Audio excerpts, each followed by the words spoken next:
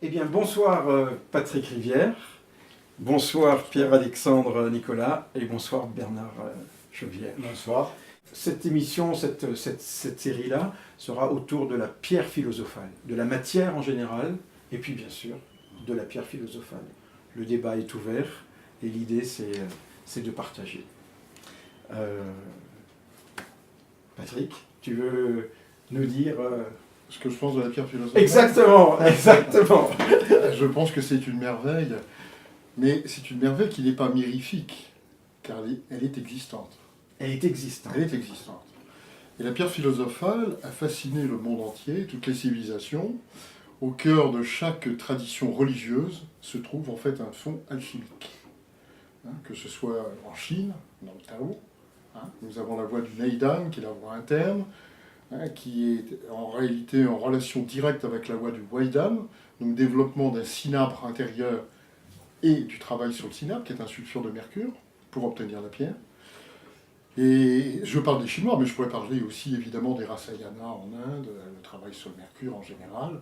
Le mercure est très souvent utilisé en alchimie, mais d'autres matières également, comme l'antimoine, comme le cuivre, comme le fer, comme, voilà. Alors, et on a donc la possibilité donc de transformer cette matière, de l'aider à évoluer d'une manière en fait immanente.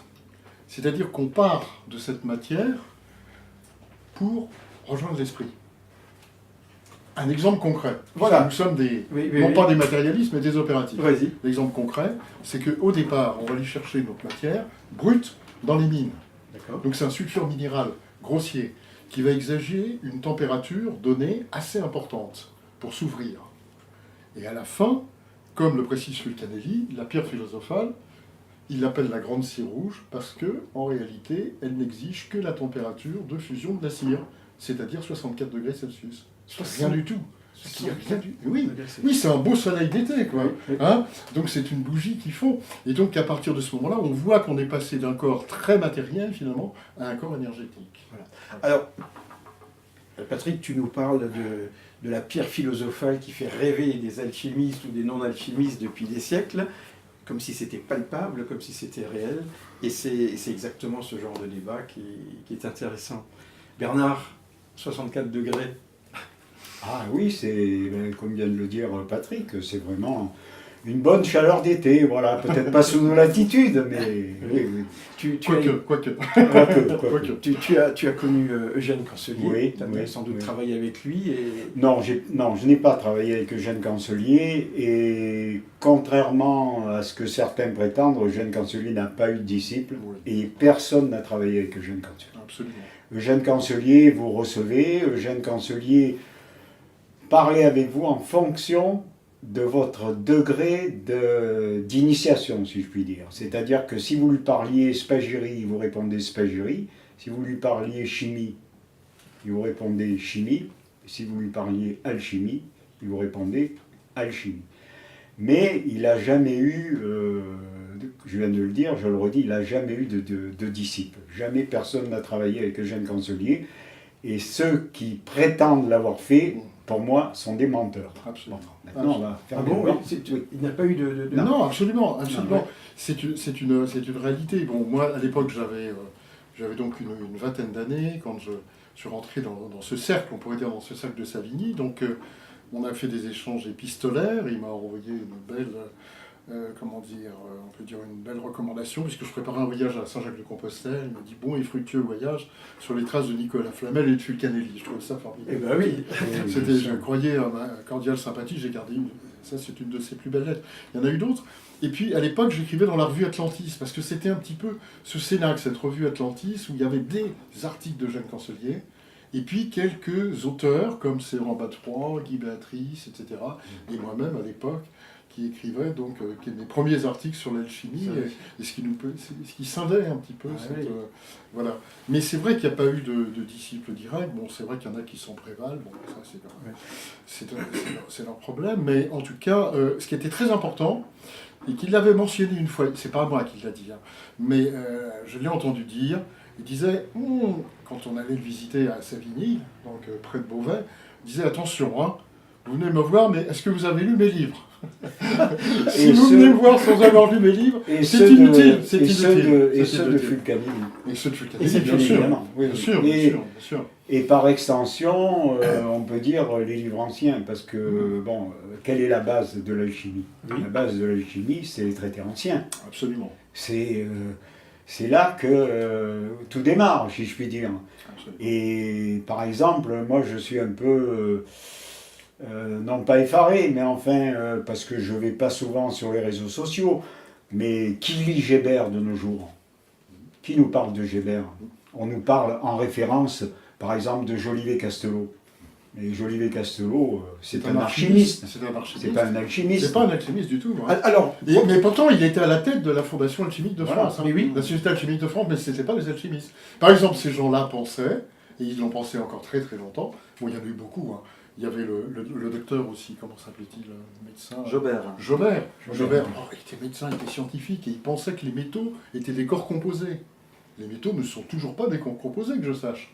Donc ils étaient en pleine erreur. d'accord. Vous voyez. D'accord. Et ça, c'est très important de souligner cette période, parce que c'est une période foisonnante, en fait. Ah oui, Ces années 20 extraordinaires dans lesquelles il y a eu cet enseignement de Fulcanelli, Oui. et puis il y avait un autre enseignement qui était para-alchimique, qui n'était pas alchimique, qui était archimique. Alors justement, donc, C'est pas la même donc là on est au 19e, j'imagine. Non, je parle des années 20. Des années 20, carrément. la 1920, fin 1899, Voilà. 1900 et 1900, allez, 1920. Allez, parce que Ouais. Jobert, c'est 1905. Donc 1910, l'archimie, voilà. l'archimie, Oui. ça va. La différence, l'archimie et l'alchimie, puisque vous l'avez très clairement signalé là, L'archimie, on pourrait Vas-y, dire tout Pierre, simplement, oui, vas-y. c'est l'art de faire les métaux. l'art de faire les métaux. À partir en fait de faire des métaux purs, nobles, donc or et argent, donc à partir de procédés alchimiques, on va dire d'une certaine manière, de concentrer une matière transmutatoire spécifiquement, et éventuellement de falsifier des produits qui vont être proches de l'or ou de l'argent. D'accord. Oui, parce que c'est ce qu'on appelle en fait des teintures particulières. Voilà. On a parlé des petits particuliers. Les petits particuliers, c'est faire semblant de faire de l'or. Oui. Mais à une époque, ça passait pour de l'or. Ah bah oui. Parce qu'il suffisait de monter un petit peu en densité, mais il fallait être un très bon orfèvre. Parce que quand on coulait la matière, il fallait qu'elle coule encore dorée. Et qu'on puisse éventuellement la retravailler ensuite. Oui. Mais à l'époque, qu'est-ce qu'on avait? On avait la pierre de touche. Vous comprenez? On n'avait pas la torche à plasma que nous avons maintenant. Hein, et on ne connaissait pas du tout, en réalité, les notions que la chimie métallurgique allait nous donner. Parce que là aussi, déjà, par une bonne analyse chimique à la fin du 19e siècle, on pouvait déjà dégager le vrai du faux. Hein, c'était possible. Mais Cela maintenant, en dit, plus, avec la physique, nous avons la torche à plasma. Les procédés de densimétrie existaient déjà. Oui, mais la mesures, densimétrie, à partir du moment où ils avaient trouvé le moyen de faire remonter la densité, Oui. Pierre-Alexandre, c'est ça l'idée. Oui. Parce que, comment faisait-il? Fulcanelli, on parle à un moment donné, il dit, en fait, c'est la confirmatio, en latin, confirmatio. C'est-à-dire qu'en fait, il travaillait avec des couches successives, comme ça, une espèce de sandwich, on peut dire, hein, Oui, oui. hein, donc de métaux, avec le mercure qui était au fond, et on arrivait à faire monter le mercure dans ces différentes couches, et ensuite on aplatissait le tout. Et donc on jouait d'une manière métallique, en fait, sur la densité du produit. Ça, c'est la confirmation. Et c'est un des procédés, d'ailleurs, sur lesquels a travaillé Saint Vincent de Paul. Oui, quand Saint Vincent de Paul, en réalité, a disparu de la circulation entre 1605 et 1607, en fait, il s'est retrouvé prisonnier, en fait, d'un archimiste, donc, qui était dans le Maghreb et qui a, je crois que c'est en Tunis, je crois. Oui, qui Ah, lui a c'est ça. enseigné Et qui lui a enseigné ces procédés, ce Ouais. fameux processus. Alors ça, c'était une méthode, on peut dire, très ancienne et très ennuyeuse, en fait. Hein, parce bon. qu'elle est longue, elle est longue. Ah ouais, c'est très long. Puis on se prend des vapeurs de mercure quand même, hein, donc c'est assez toxique. Ouais. Mais à cela s'ajoutait autre chose. C'est qu'avant qu'on ne découvre le platine, en fait, se trouvait dans les mines d'argent. Et le platine, qui a 31 pour densité, vous pourrez Oui, vérifier, c'est très très haut en fait, très très haut. Donc il suffisait d'un tout petit peu de platine en fait pour faire remonter la densité de l'alliage, qui était doré et qui allait passer pour de l'or. Et qui allait passer pour de l'or. C'est ça qui était absolument incroyable. Et alors, vous savez que le platine a été découvert donc dans cette fameuse époque là qui a donné lieu justement au roman d'Anne et Serge Gollot, Angélique, Oui, voilà, oui. avec bien sûr. Geoffrey de Perrac, Ah, le oui, chimiste de oui. Geoffrey de Perrac. Et alors en fait, ce qui se passe à ce moment-là, c'est que justement c'est le moment où les alchimistes, les chimistes de l'époque, qui sont des chimistes mais avant Lavoisier, Oui. sont encore un petit peu des alchimistes. Hein. Oui. Je pense à Glaser, Christophe Glaser, Nicolas Lemery, enfin, bon. Coponnet de Grimaldi aussi, qui était le médecin du roi de Sardaigne, mais qui était un alchimiste en fait. Ouais. Et tous ces personnages, en fait, noyaient un petit peu le poisson. Parce qu'on était un peu, c'était un peu ambivalent. Mais quand on a reconnu le platine, là, ça c'est compliqué. Ça c'est compliqué. Ça c'est largement Alors, compliqué pour les alchimistes. Ah oui. Voilà. Et même on peut considérer que Lavoisier, avec son rien ne se perd, rien ne se crée, tout se transforme, c'est déjà une loi alchimique. C'est très important. De la même manière que Newton, à la Royal Academy à Londres, sera aussi fasciné par l'alchimie. Fasciné, On oui. sait qu'il a travaillé sur le régule d'Antimoine. Oui. Il ne comprenait pas comment cette étoile était centrée. C'était une idée d'attraction, en fait, une attraction magnétique céleste. Alors, Alors, tellurique. oui. Ah, c'était la question pour Parce que Newton, là, hein. là apparaît la distinction entre les archimistes, les alchimistes. J'ai toujours cru que l'alchimiste avait, en même temps qu'il travaillait, je vais dire la matière au sens large, avait en même temps une quête. Une Oui. quête de connaissance, soit de la matière. Soit... Oui. Bernard, tu as pratiqué. Oui, tout à fait. Mais le but de l'alchimie, qu'est-ce que c'est? C'est la pierre philosophale. Mais la pierre Oui. philosophale, c'est la médecine universelle. Voilà. Je veux dire, la transmutation, Non. c'est pas ça. C'est une manière de vérifier justement Voilà, c'est qu'on juste- a la pierre C'est la philosophale. vérification. Ça permet en quelque sorte, d'en être certain avant de l'absorber. C'est ça. Donc on opère des transmutations. Transmutations qui sont opérées avec la poudre transmutatoire, c'est-à-dire la pierre philosophale qui a été fermentée avec de l'or. Oui. Mais très peu, très Très peu, peu, hein, très très peu. peu, très peu. Et on obtient une poudre, et c'est cette poudre qui transmute. Mais ce n'est pas la pierre philosophale, c'est la poudre transmutatoire. Et la pierre philosophale, c'est la médecine universelle. C'est-à-dire, en quelque sorte, on peut... pourquoi, justement, les alchimistes passaient, ou étaient obligés de passer par la matière? Parce que ils élaborent, en quelque sorte, un médicament, qui est la panacée, qui est l'élixir de Faust. Bon. Donc, pour fabriquer cette pierre philosophale, Oui. ce médicament, si je Oui. puis dire, entre Oui. guillemets, il faut forcément avoir un support. Donc, il faut passer par la matière. Oui. Et donc, c'est ce support qui, au fur et à mesure des opérations, va se transformer et va devenir la pierre philosophale. Et médecine universelle, dans universel, il y a univers, c'est-à-dire ça vient d'ailleurs, ça vient du cosmos. C'est pour ça d'ailleurs que tous les textes anciens, tous les classiques, tous les adeptes recommandent de travailler avec le cosmos. C'est ni plus ni moins ce que disent aussi Fulcanelli et Eugène Cancelier. Il faut travailler avec le cosmos. C'est ce qu'on trouvait dans la fameuse table d'émeraude. Il est vrai sans mensonge, ce qui est en haut est Voilà. comme ce qui est en bas, et ce qui est en bas est comme ce qui est en haut. Chose Pour que l'accomplissement des miracles d'une seule chose. Chose que Voilà. certains alchimistes d'aujourd'hui, ou qui se Oui. prétendent tels, Sans ont l'air ignorer. d'avoir complètement Ah oui, oublié, ils hein, sont ça. ignorés totalement. Alors justement, oui. là, Bernard, Patrick, là, Oui. vous témoignez, c'est un délice de vous entendre, vous témoignez de ces années d'opération, j'imagine, et dans la génération suivante, il y a très peu de monde. Pierre-Alexandre, tu pratiques également. Oui, tout à fait. Je me permets, de toute façon, avoir cet écho. Avec plaisir. La pierre philosophale, dans ta façon de travailler, qui est différente de celle de Bernard et de Patrick. C'est vrai que ma quête, elle n'est pas tout à fait pareille. Bon, pour moi, la finalité n'est pas forcément la pierre philosophale, c'est surtout le chemin qui est aussi intéressant. Le fait d'opérer au laboratoire, en tout cas, moi, ça m'apporte et ça me nourrit intérieurement. Moi, je me suis retrouvé par moments à travailler au labo et j'étais véritablement comme en état de méditation, oublier le temps, oublier l'espace, il n'y avait plus rien qui comptait et j'avais l'impression que 5 minutes s'étaient écoulées et en fait ça faisait plusieurs heures que c'était passé. Alors c'est peut-être ce que je recherche d'une certaine manière. Le travail intérieur, il est totalement présent dans cette œuvre, dans le grand œuvre, en fait. Oui. Hein, c'est pour ça que Paracels disait nul ne transmute aucune matière s'il ne s'est déjà transmuté lui-même. C'est ça l'idée. C'est que cette transmutation, Alors. d'où le jeu justement, tout à l'heure on parlait par Oui. rapport à la Chine, Oui. dans le Tao, de ces incidences en fait sur les voies externes, donc métalliques, et les voies internes, et ça on va le retrouver constamment. Si je puis me permettre, je voudrais revenir sur l'idée de la pierre philosophale et de ses applications. Et c'est le but, c'est qu'on Voilà. en parle. C'est que Fulcanelli nous définit en fait 3 états.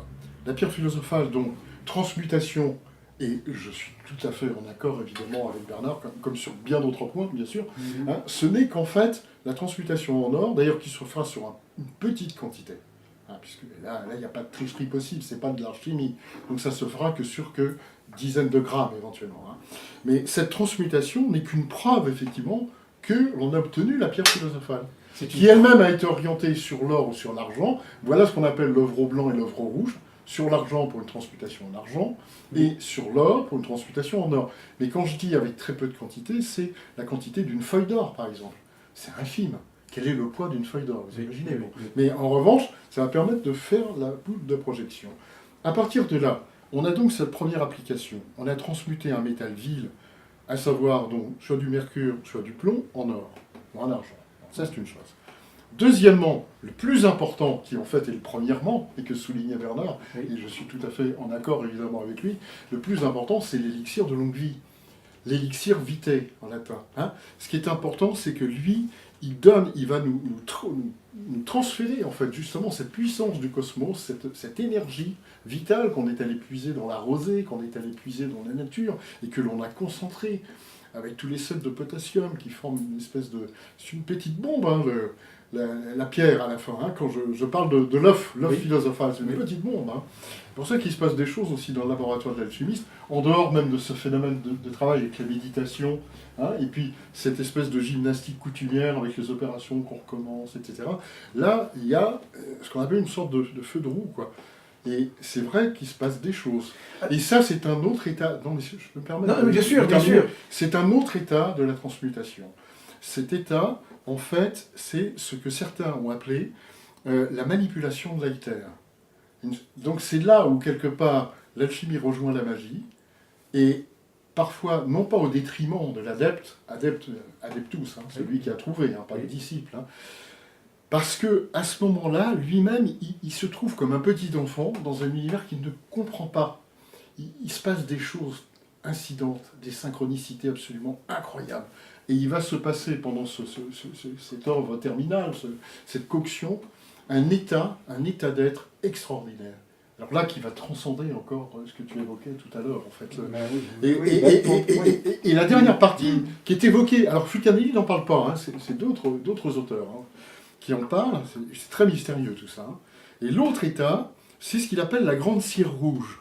Alors comme il était physicien, comme c'était un savant homme, évidemment ça l'intéressait énormément. C'est-à-dire qu'en multipliant, parce qu'en fait 3 ou 4 multiplications de la pierre à la fin suffisent pour parfaire en fait la pierre philosophale, lui il multipliait bien davantage. Et il s'est aperçu, mais les anciens l'avaient écrit, Oui. c'est pas une découverte, hein, Oui. mais ça l'intéressait en tant que scientifique aussi de vérifier cela, parce que en fait la pierre de rouge qu'elle était, mais solide, finissait par devenir liquide. Et en devenant liquide, elle ne pouvait plus jamais redevenir solide, hein, on est bien d'accord. Hein. Un poulet cuit n'en reviendra jamais cru. Hein. Sauf dans la biographie chrétienne, à Santo Domingo de la Calzada, sur le chemin de Saint-Jacques. Mais ce que je veux dire par là, c'est qu'à ce moment-là, il se produisait un phénomène étrange, c'est que cette lux perpetua, c'était une lumière, c'était une véritable lumière. Et c'était une lumière donc rouge qui n'est pas... phosphorescente, parce qu'il n'y a pas de phosphore, mais luminescente, et qui rappelait en fait la lumière, vous savez, la lumière sacrée, la lumière rouge dans tous les sanctuaires, et pas seulement dans le sanctuaire chrétien, aussi dans l'Antiquité, dans les sanctuaires. J'ai terminé. Hein, Mais ce qui c'est la tradition. C'est la tradition. Oui, bien sûr. Oui, mais ce qui Après, pour essayer d'expliquer d'une manière pas trop ésotérique la finalité et ce que représente la pierre philosophale, c'est mon interprétation personnelle, mais la pierre philosophale, à mon sens, c'est ce qui va permettre, c'est ce qui permet à l'être humain de répondre aux grandes questions que se pose l'humanité depuis qu'elle est sur Terre, c'est-à-dire qui suis-je, où vais-je et d'où je viens. Voilà. La question existentielle. La question existentielle. Absolument, absolument. Moi, ma démarche, depuis que je me suis intéressé à l'alchimie, et je m'y suis intéressé à l'âge de 16 ans, et j'en ai, non je ne le dirai pas parce que... Les alchimistes n'ont pas d'âge. On va Les dire alchimistes plus de n'ont pas 50 d'âge. ans derrière. Voilà. Les alchimistes n'ont pas d'âge. Donc, c'est la connaissance de, justement, cet état de fait, de répondre à ces questions. Et je pense que la pierre philosophale, c'est, comme le disait Patrick, c'est pas une fin en soi, c'est le début. Parce que là, va commencer, justement, la véritable initiation de l'alchimiste, et il va passer dans cet état, dans ce temps auquel nous n'avons pas accès, et qui est très bien décrit par les vrais Rose-Croix, Absolument. c'est-à-dire ceux qui étaient Adepte. possesseurs de la pierre philosophale, adeptes, et ce que Eugène Cancelier a très bien décrit lui aussi, c'est-à-dire avoir accès à un espace-temps C'est ça. que nous, en tant qu'habitants de la Terre en ce moment, on ne connaît pas. C'est ça. Alors, D'où les relations éventuelles, je m'excuse, non, mais vas-y. avec le mouvement surréaliste. Parce que très peu de gens le savent, mais je crois qu'il est opportun de le dire, Eugène Cancelier était très heureux d'avoir été parrainé par André Breton, le père du surréalisme, Oui. à la Société des gens de lettres. Et quand André Breton rédige L'Art magique, il va confier en fait 2 chapitres. Un à Valentin Brel pour s'exprimer sur la magie, parce que c'est un très grand magicien, que le monde a oublié, évidemment. Hein. Les meilleurs se font toujours oublier, hélas. Et un chapitre à Eugène Cancelier sur l'alchimie, précisément. Donc c'est très important. Et en fait, non seulement, quand il a disparu, on m'a posé la question, on a dit on va mettre une plaque homme de lettres, etc. Non, mais c'est pas seulement un homme de lettres, c'était aussi un surréaliste. Il adorait ça. Mais le problème, c'est qu'en France, le surréalisme, voyez-vous, c'est une école de pensée qui, finalement, c'est un style, comprenez, c'est banal. Et on se dit, le surréalisme, finalement, qu'est-ce que c'est, hein? C'est terminé maintenant. Il y avait le mouvement Dada avant, qui l'a pas... Bon, Tristan Tzara. Et puis, on voit, les surréalistes, ils sont pas très sérieux, ces gens-là. Mais si, justement, parce qu'ils parlent, ils évoquent cette fameuse réalité. Ce qui est derrière le miroir. Ce qui est au-delà du miroir. Et c'est une réalité dans laquelle l'adepte va peu à peu se muer. Mais au début, je vous l'ai dit tout à l'heure, c'est un enfant. Donc il va falloir qu'il saisisse. Oui. Il apprend à nager tout seul un petit peu dans cet Alors, univers. vous- Et c'est très curieux. Alors vous parlez dans ce débat comme des poissons dans l'eau. L'Aquarium des sages. L'aquarium des C'est sages. un ouvrage d'alchimie. vous Voilà. savez, l'Aquarium des sages. Mais je reviens pour faire le lien. Paracels Oui. disait nul ne peut prétendre à une transmutation si c'est pas transmuté ou transformé lui-même. C'est ça, ne transmute aucune Et matière. alors, où est le début de cette œuvre? Est-ce que c'est, comme le disait Bernard, une fois qu'on a la pierre, qu'on a la réponse aux grandes questions, voire même le remède à la grande maladie? Est-ce que c'est en cours de fabrication, cette pierre? Est-ce que... où commence la pierre? La pierre telle qu'il en a été parlé, C'est la un peu- pierre C'est un peu tout ça. Ben, allons-y, discutons. C'est un peu tout ça. Pour C'est moi, jamais- en fait, vraiment, Pierre-Alexandre, vas-y. si on reprend ce principe-là, pour moi, effectivement, la transmutation, elle commence dès qu'on rentre dans l'œuvre. Absolument. Et donc, il ne faut pas attendre quelque part la fin et Absolument. d'avoir la pierre Absolument. pour passer dans l'autre monde, Absolument. pour être connecté à autre chose. Absolument. À partir du moment où on rentre dans la voie alchimique, il y a des choses qui se passent au labo, qu'on vit, qu'on perçoit, qu'on ressent. Tout à fait. Et c'est ça, en fait, qui nous amène en connexion. Et pour moi, en tout cas, dans ma vision des choses, déjà, le travail alchimique, c'est ça qui nous ouvre la porte. Absolument. Et éventuellement, à la fin, on a la pierre ou on ne l'a pas, mais en tout cas, on aura fait un beau voyage qui nous aura amené vers une autre perception des choses. On sera parti en pèlerinage. En tout cas, Absolument. c'est- Moi, je pense. En tout cas, Je pense. moi, c'est ma perception des Oui. choses. Ben, Après, oui, c'est- moi je dirais oui, tout à fait. Je Ouais, dirais aussi, ouais. moi, pour ce qui me concerne, la façon dont je le ressens, et l'alchimie c'est un état de conscience. Hein. Bon, après, c'est sûr, comment définir cet état de conscience? Alors, l'alchimie, l'alchimie spirituelle, l'alchimie sans matière, oui, elle existe dans l'aspect livresque, dans la spéculation, etc. Et elle n'est pas condamnable. Mais je pense que l'alchimiste, justement, comme le disait Père Alexandre, dès qu'il entre dans son laboratoire, justement, c'est cette communion qui doit s'établir entre ces matériaux et lui. Il y a une osmose qui s'établit entre l'alchimiste et sa matière. Et il faut être au diapason de ces matériaux, c'est-à-dire pour répéter donc les propos d'Eugène Cancelier qu'il m'avait tenus quand je lui avais posé la question de l'alchimie spirituelle, parce que justement je me demandais, parce qu'on en parlait aussi beaucoup à cette époque-là, etc., la méditation, et lui m'avait simplement répondu, parce qu'il savait aussi être clair et net, il m'avait simplement répondu: maintenez-vous dans le bien. Oui. Voilà. Oui, et puis alors, à la question, quand on lui posait de temps en temps la question, je disais, mais l'alchimie est-elle spirituelle? Parce que là, c'est une alchimie qui n'est pas forcément spirituelle. Il y a la matière, vous êtes dans le labo, avec la tanore, etc. Mais il disait, l'alchimie, par essence, est spirituelle. Si vous perdez cette notion, vous n'aurez rien compris de l'œuvre. L'alchimie, par essence, est spirituelle. L'alchimie, par essence elle est spirituelle. Elle est spirituelle. Hein, nous ne sommes pas des brûleurs de charbon, vous comprenez? Non, ça, les magiciens... Ça, ce sont les alchimistes qui ont travaillé là-dessus. Ce sont des alchimistes qui ont essayé de s'enrichir, sans avoir la pierre philosophale, finalement en falsifiant. Alors, de temps en temps, dans les alliages dont nous parlions tout à l'heure, que j'évoquais, forcément, il y avait un petit peu d'or. Et vous aviez quoi? 20% d'or, par exemple. Et puis tout le reste, c'était... Alors, on faisait des beaux alliages, des beaux... Voilà, qui, à l'époque, passaient... Bon, ça, c'est une chose. L'alchimie, c'est pas ça du tout. En fait, il doit être aussi pur que l'or pur qu'il va... qu'il va réellement transmuter. Oui, oui, parce que n'oublions pas que, en Égypte... Osiris. Oui, oui, Osiris est là pour le représenter. Qu'est-ce que l'or? L'or, c'est la chair des dieux. La chair des dieux. Or, sur cette quête, justement, de la divinité, cette divinité intérieure, se trouve greffé, justement, le travail de l'alchimie spirituelle. Alors, c'est vrai que nous, en Occident, on a un petit peu... Hein, on a été un petit peu cachotiers, on a donné... Parce qu'on a confondu souvent un petit peu la spiritualité avec la morale. Bon, la morale, c'est bien. Mais oui, bon, il n'y a pas que ça. C'est mieux.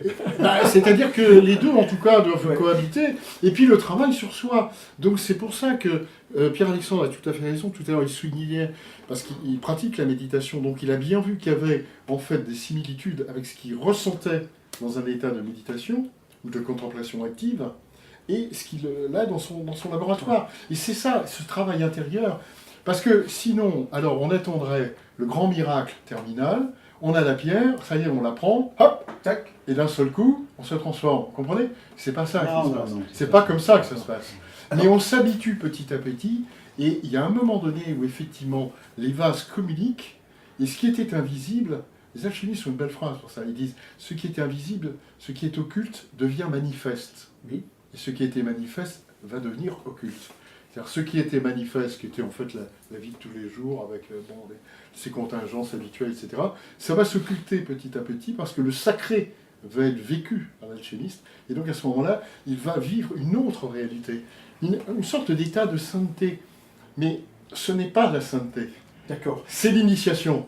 Et c'est différent. C'est différent. Alors je vais revenir sur cette notion qui a été évoquée. Oui. C'est la chair des dieux. Oui. À l'époque des Égyptiens, je ne suis pas égyptologue, mais bon, le soleil était en haute estime. Absolument. Il me semble, j'ai lu un article dernièrement qui n'a rien à voir avec l'alchimie, enfin à premier abord, c'était sur un article sur les Dogons. Oui. Et cet article expliquait que les Dogons considéraient que le sang avait deux aspects. Et qu'il fallait créer une séparation dans ce sang. L'un qui coulait comme un liquide et comme de l'eau à l'intérieur, et l'autre qui coulait à l'extérieur comme un rayonnement. Est-ce que on pourrait penser que, à une autre époque, dans un autre peuple, dans une autre façon d'exprimer, cette séparation qu'il créait dans le sang, entre l'eau et puis cet autre produit, je ne sais plus comment ça s'appelait, lumière je crois, est-ce que c'est ça qui pourrait être la chair des dieux? Oui, ça peut être. Je ne sais pas, hein, je pose la question. Mais en Égypte, c'est très simple. En Égypte, c'est très simple parce qu'il y a ce qu'on appelle le sa. Le Sa, on voit en fait Osiris qui va transmettre le Sa, qui est un fluide divin, à Pharaon. Donc il va l'adombrer.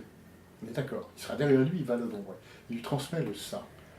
Et le Hu, H-U, est un nectar, une ambroisie. En fait, le Hu, c'est une goutte de sang du dieu Ra, donc du soleil. Voilà. On est bien d'accord. Voilà. Hein. D'où l'idée d'ailleurs, parce que j'évoquais tout à l'heure le grand élixir, mais l'élixir, on l'appelle l'or potable aussi. Oui. Parce que vous allez sortir la matière, elle est rouge, et dans de l'alcool, tout de suite, tout va devenir doré. Donc ça devient de l'or potable. De l'or potable. Sans or, hein. On peut y rajouter de l'or, mais sans or, puisque la pierre n'a pas forcément de l'or. Alors l'idée, c'est que, je finis parce que c'est très important ce que vous exprimez là. C'est très important. C'est que c'est très important, vous allez comprendre pourquoi. Parce que le Sa, c'est donc ce fluide, le Hu, c'est une goutte de sang du dieu Ra. Si on rattache le Hu au Sa, ça fait Saou. Or, je vous le donne en mille. Quand les Égyptiens montraient les adeptes en voie, donc notamment évidemment Pharaon et les princes, et ensuite des initiés, les grands initiés, en voie d'initiation, en réalité d'initiation terminale, ils allaient obtenir leur corps glorieux, leur corps de gloire, qui était le Saou. Vous imaginez? Le Saou. C'est-à-dire qu'en fait, on voit bien la contingence, en fait, la réunion en réalité entre le fluide divin, donc cosmique, dont on parlait tout à l'heure, qu'on évoquait tout à l'heure, et puis en même temps la réalité de l'opérativité alchimique. Une goutte de sang du dieu Ra. Et ça, c'est la réponse à votre question, finalement, parce qu'il y avait, dans votre question, si je me souviens bien, telle que vous l'avez posée tout à l'heure, il y avait l'idée du soleil, hein, il y avait donc cette idée de lumière, Oui. et en même temps, il y avait donc cette idée d'or. Oui. Donc c'est la lumière de l'or, en même temps. Et c'est pour ça qu'en Égypte aussi, ça c'est plus de la superstition peut-être, mais tant pis, hein, allons-y. C'est pour ça qu'ils exposaient rituellement les statues au soleil, chaque année. Ils les orientaient. Et on disait qu'elle devenait vivante. Et on disait qu'elle devenait vivante, exactement. Voilà. Et elle devenait vivante donc pour symboliser que le soleil leur donne une Absolument. goutte de- Absolument. Mais- C'est le rituel de l'ouverture de la bouche qui va permettre d'incorporer une certaine énergie Absolument. à l'intérieur de la statue. Tout à fait. Donc ça veut dire qu'on est aussi dans une énergie invisible, Absolument. dans l'éther en fait.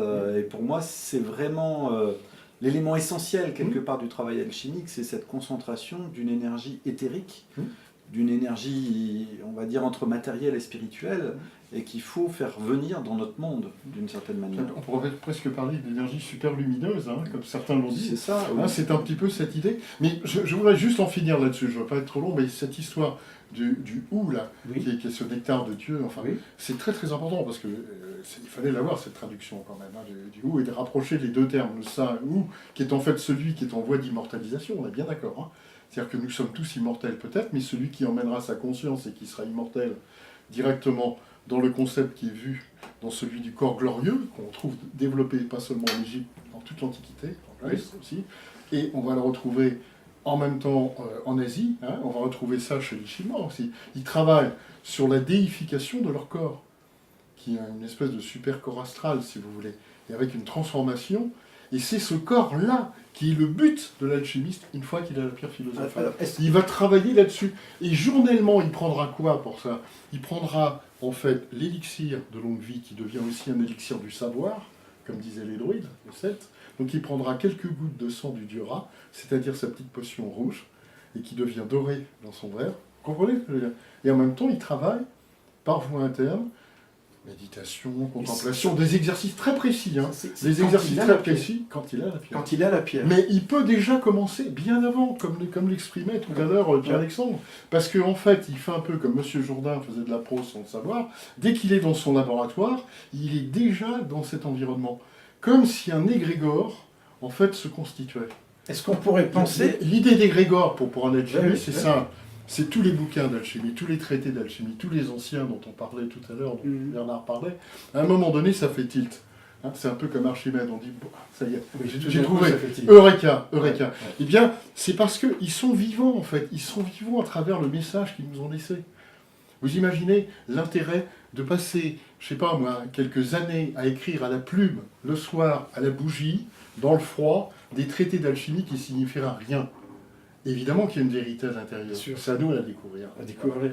C'est ça. C'est pour ça, moi, je pense qu'il y a un thème qui me semble important de revenir sur cette notion de disciple. Oui. On parlait de disciples d'Eugène Cancelier tout à l'heure. Ben, vous êtes quelque part des disciples d'Eugène Cancelier nous la sommes- continuité. nous sommes tous. Dans la Dans la continuité. continuité. De la même manière que Dans la Fulcanelli disait qu'il était le disciple de Basile Valentin. Absolument. Oui, dans la Absolument. continuité, je dirais aussi, Absolument. c'est une aussi certaine forme d'honnêteté de Oui. notre part que de citer nos sources et de ce que tout le monde ne fait pas à l'époque actuelle et de ne pas avoir l'impression ou de dire ou de faire croire qu'on a inventé l'alchimie. Bah, hein.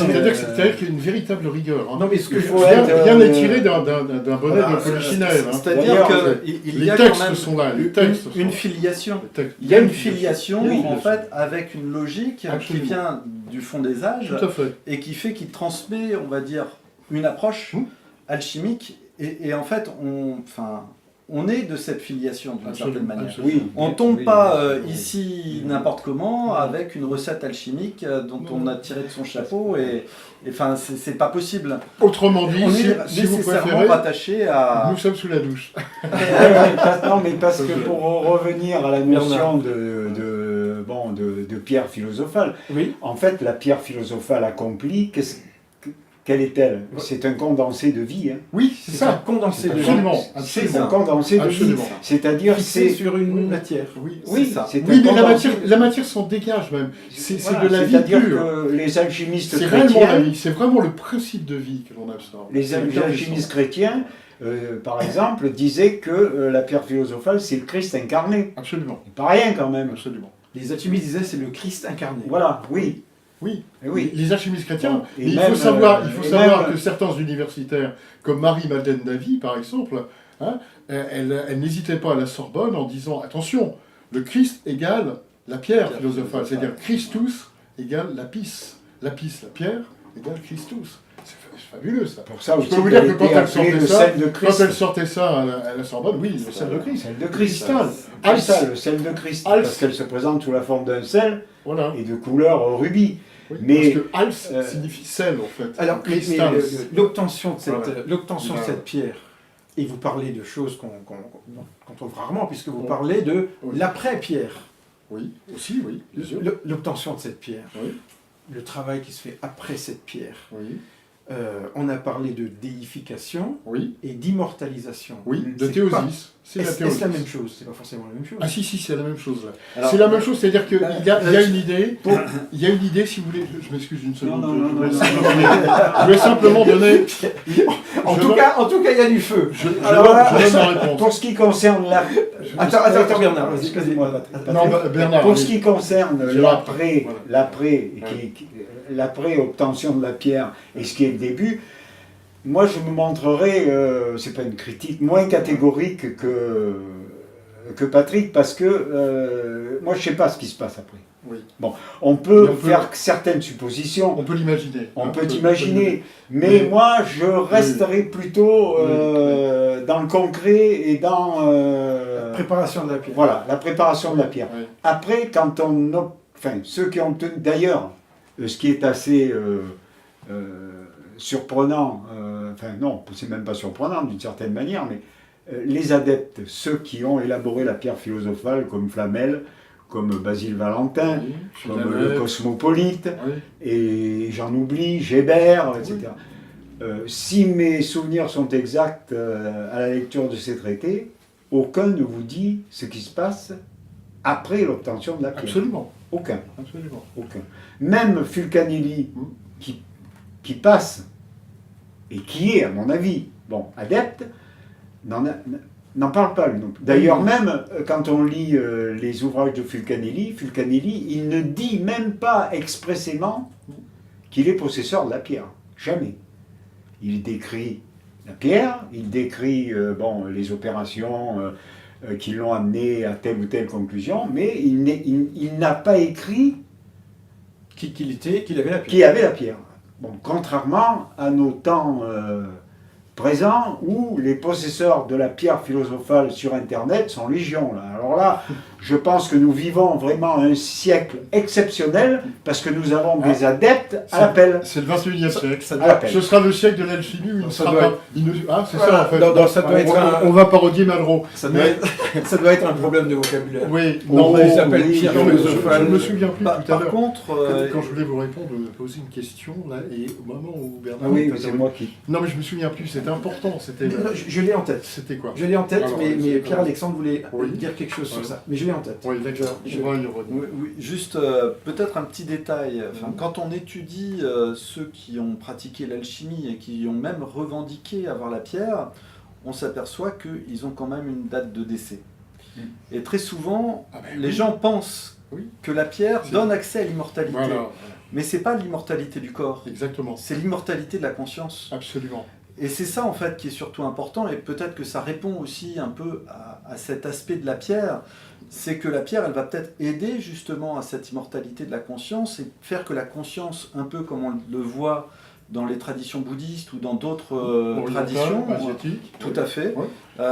faire que la conscience de l'adepte, elle passe à un autre niveau et elle se fond Voilà. peut-être dans les mémoires akashiques ou dans le monde universel ou dans le monde, qu'on va dire intermédiaire. Voilà, l'intervalle, ce que certains c'est appellent ça. l'intervalle.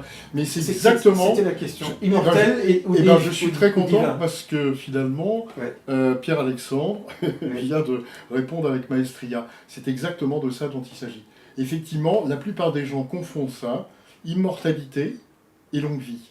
Là, on parle avec l'élixir de longue vie. Voilà. C'est-à-dire, en fait, avoir un corps qui pose pas trop de problèmes, qui va permettre comme ça de continuer à travailler, d'acquérir davantage de sagesse, Oui. de se tourner justement sur ce travail interne, etc., pour pouvoir dégager vraiment ce corps glorieux, en fait, cette vraie transmutation en fait, Oui. intérieure, Oui. qui, elle, débouchera sur ce qu'on appelle, ce qu'évoquait Pierre-Alexandre, je ne veux pas Oui, oui. insister, mais Non, c'est mais c'est juste important. pour apporter quelques éléments Ouais. complémentaires. Ouais. C'est ce qu'on appelle la coagulation du corps de conscience. Imaginons, on meurt. Bon. On va boire l'eau du fleuve du Lété, n'est-ce pas? Tous. Donc, l'oubli. L'oubli. On est d'accord. Mais vous savez qu'à côté, si on n'est pas trop idiot, si on laisse tomber les cyprès blancs qui sont décrits dans le monde antique, qu'on laisse tomber ça, il y a la fontaine Mnémosyne qui est là. Et la fontaine Mnémosyne, c'est quoi? C'est la mémoire. C'est la mémoire, oui. Et cette mémoire universelle, elle appartient à ceux qui sauront se fabriquer ici et maintenant, dans cette vie, une véritable conscience. Alors, Attention, je Oui, parle oui. de conscience, vous avez compris, c'est pas Jimmy Criquet, hein. je On n'est pas dans je la vais revenir conscience là-dessus, sur la morale. conscience. La conscience, Oui, oui. c'est à défaut de parler d'âme, puisqu'en réalité, nous devrions parler davantage, si on fait allusion, bon, je suis historien des religions, je travaille un petit peu sur ces thèmes, et notamment en Orient, on devrait parler d'agrégat d'âme. Mais on peut parler de conscience. Regardez ce qui est en train de se passer actuellement, hein, avec des électroencéphalogrammes plats, hein, qui ont été notés. Bon, la personne sort du coma, finalement. Bon, elle réintègre son corps physique et elle va décrire ce qui se passe dans l'hôpital avec une vieille plaque en marbre qu'on va découvrir à tel endroit, etc. Et l'électroencéphalogramme était plat. Ça veut dire que le cerveau ne sécrète pas la conscience. Non. Alors que nos scientifiques pensaient que le cerveau sécrète la conscience. Donc qu'est-ce que la conscience? La conscience, elle est immortelle, elle reste. Et cette conscience, si on a travaillé dessus toute sa vie, donc aussi bien au laboratoire que par des voies internes, justement, et par la méditation, comme les orientaux l'évoquent, à ce moment-là, on va le former, ce corps de conscience coagulé, on va le coaguler. C'est une expérience alchimique. Et ce sera le corps glorieux. Alors, Voilà. on a parlé de deux notions sur lesquelles je vais revenir, qui sont quand même des vocabulaires nouveaux. C'est un agrégat d'âme Oui. et une conscience coagulée. Donc je les ai captés et on va revenir là-dessus. Non, c'est-à-dire que l'âme n'est pas unifiée. C'est ça qu'il faut comprendre. Donc, quand nous parlons, nous sommes des Occidentaux. Donc, on va parler esprit, âme et corps. Ok? On va reprendre tout ceci dans la tradition avant saint Thomas d'Aquin, etc. Bon, peu importe, ça c'est de la théologie. L'idée, c'est qu'on pense toujours que l'âme est quelque chose d'unifié. Pour les Orientaux, l'âme n'est pas quelque chose d'unifié. Ce sont des agrégats. Ce sont des agrégats. Mais la seule chose qui soit relativement unifiée sur laquelle on puisse travailler, c'est la conscience. C'est-à-dire la conscience d'être ici et maintenant, là, devant ces verres, sentir que derrière il y a des statues, voir par derrière, etc. Pas forcément vers dans l'invisible, mais être conscient de cette réalité. Et en se forçant de son vivant à cette conscience, que l'on appelle le travail sur la présence, nous sommes dans une réalité alchimique. C'est ça l'alchimie spirituelle, si vous voulez. Et c'est ce qui vous Spirituelle. permettra justement de développer ce corps. Et cette alchimie spirituelle Oui. se développe en parallèle ou Ah oui, en parallèle. en parallèle, En parallèle. de Je de dirais l'opératif. simultanément. Simultanément. Simultanément. Plutôt simultanément. Le terme est tout à fait juste. Simultanément. C'est simultané. Cela dit, en fait, C'est pour simultané. commencer, comme le disait Bernard, ça peut être intéressant de revenir sur la partie opérative en tant que telle, On peut y revenir maintenant. telle qu'elle est décrite Oui. par Fulcanelli ou par Eugène Cancelier. Et je pense que il faut commencer aussi par une base. Mais justement, Pour nos éditeurs, peut-être que ça serait oui, intéressant. disons tout à l'heure, il a été dit que nul ne fera une transmutation si c'est pas transmuté lui-même. Oui. On a dit ensuite qu'il y avait tout un travail sur la pierre philosophale, mais que le but final, je dis avec d'autres mots, n'est pas la pierre philosophale, Absolument. mais les effets qui en découlent, l'élixir de longue vie, éventuellement de la projection pour la transmutation, n'est que le signe qui dit oui, Absolument. oui, c'est l'effet secondaire, C'est l'effet secondaire. du side effect. Et la pierre devient une étape majeure. Voilà, C'est mais l'étape majeure. voilà. Mais je Mais crois par que le contre- grand défaut Oui. qu'ont beaucoup de personnes qui essaient de comprendre ce qu'est l'alchimie, moi je crois que l'alchimie, elle a été trop raccordée justement à des effets de transmutation. Oui. Alors, Oui. on parle de l'alchimie, C'est c'est tout de et on l'a- suite on l'a transmuter, limité faire à de ça. l'or, Oui, etc. incontestablement. Ouais. Voilà, je pense que C'est ça- le mythe du faiseur d'or. voilà, ça a été trop, on s'est, D'accord. enfin, Ouais. disons, surtout à l'époque, on va dire, moderne, Ouais. on s'est trop focalisé Absolument. là-dessus. Absolument. Moi, je dois dire qu'en tant qu'étudiant, en étudiant l'alchimie, je n'ai jamais été préoccupé ou je n'ai jamais pensé pouvoir faire de l'or. Je m'en fiche de faire de l'or. Ouais, oui, Franchement, je m'en fiche. Absolument. Voilà. et pourtant, Absolument. c'est un travail sur la matière. Oui, Et de mais tra- oui, mais bien sûr, mais la matière, bon, on va évoquer peut-être un peu les contes, justement. Oui, bien sûr. Bon, je Le ne symbolisme. parlerai pas de la souris verte, hein, Ouais. mais je vais vous parler des contes de Perrault ou des contes de ma mère Loa, Oui. où, par exemple, dans Blanche-Neige, la sorcière interroge le miroir. Le miroir, il est représentatif, c'est la matière. Donc l'alchimiste, c'est pas l'alchimiste qui a une influence sur la matière, c'est la matière qui lui parle, enfin qui lui montre des choses, plus exactement. C'est la matière Oui. Bien sûr. qui enseigne Oui, c'est ce qu'on appelle, l'alchimiste. c'est ce bien qu'on sûr. appelle, il y a quelque chose de très concret là. C'est ce que Eugène Cancelier, il insistait énormément là-dessus, notre Oui, bon maître bien de sûr. Savigny il insistait. Il disait c'est le miroir de la nature. Parce que dans le premier œuvre, là nous rentrons dans les opérations. Oui, dans les opérations. Dans la première œuvre, ce premier miroir apparaît. Mais c'est un miroir qui est encore un petit peu, on va dire un petit peu nauséeux finalement. Hein. On sent qu'il y a quelques nuages. Enfin bon, c'est pas un miroir qui est très très clair. Mais dans le Attends, deuxième qu'on te œuvre- suive. Attends. Oui, Alors, justement, je me permets de dire tu, oui, non, C'est- tutoyons-nous. puisque Bien sûr. c'est aussi pour créer, puisqu'on parle de choses Oui. qui sont très intimes, Oui, des choses qui sont très personnelles, et justement on est au-delà du miroir. Donc Oui. laissons tomber le vous, oui. Oui. qui est l'apparence extérieure Oui, non, de mais, l'homme social. non, mais bien sûr. Mais sinon c'était parce que Oui, vous êtes quand même beaucoup plus âgé, et dans le travail, et dans... oui, Et enfin, non. oui, faut Voilà. être gentil aussi. Bon. Donc non, non, mais ce que non, je non, voulais mais dire. attends, ce que tu disais, le miroir Oui. apparaît. Oui, mais alors Ce que je disais. j'aimerais bien Mais est-ce que finir. c'est- Oui, mais tu vas finir. Voilà. Est-ce que c'est un miroir dans la conscience Mais pas du tout. ou un Ah miroir non, pas dans du la tout, il est matière visible, Non, il est non, visible. non, Voilà. non, Ça veut dire c'est que un dans le mi- C'est creuset- un miroir dans la matière. Voilà. C'est-à-dire que moi, il m'est arrivé, bon, La je vais matière citer, en bon, Oui. justement comme ça, il m'est arrivé de voir certains phénomènes justement dans la matière. Et si par exemple, j'ai un observateur qui est à mes côtés, il verra la même chose que moi. Même s'il n'est pas alchimiste, Oui. et même si, voilà, non, Oui, c'est oui. observable. Absolument.